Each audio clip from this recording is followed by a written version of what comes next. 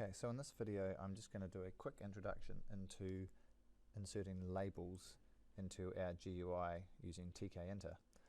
Now just to start with, we have our basic program running here where when we run it up we just get a window. Now there's nothing in this window, it's completely empty, and in the code you can see in behind there we've called our window object root. Okay, so what we're going to do is we're just going to insert our label into that root.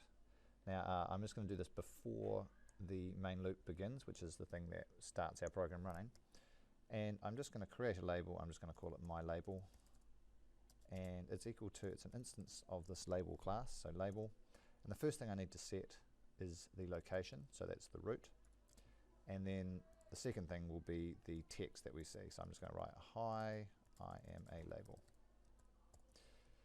Okay, now to get it to actually appear in our GUI, we need to pack it in. So we're going to say my label dot pack, and what that should do now is insert it into our program, into our GUI.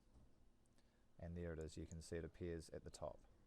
Now it defaults to the top like that. We can under pack set a different location. So we could say side equals left, and that will throw it off to the left hand side of our available space. So there it is over there. Now the things that you need to be aware of, particularly under label here, are some of the other settings. Now we can set the change the color of our label just by setting our foreground color, so FG for foreground, and we just use hexadecimal color coding. So I'll make it red, for example, and we just put our hexadecimal code in speech marks. So when I run this now, we should have red text as our foreground color. There it is.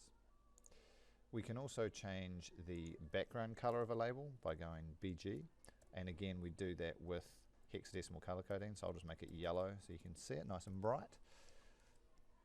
So when I run this now, we should end up with a nice yellow background. And you notice the label only extends as far as the text.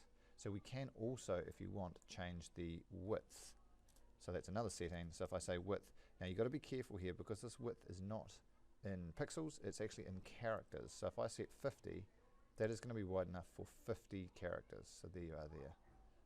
And so you just need to be careful with that because this GUI is 400 pixels wide, and there's 50 characters is taken up more than half of it. So it's just something to be aware of. So anyway, that is how you insert a label.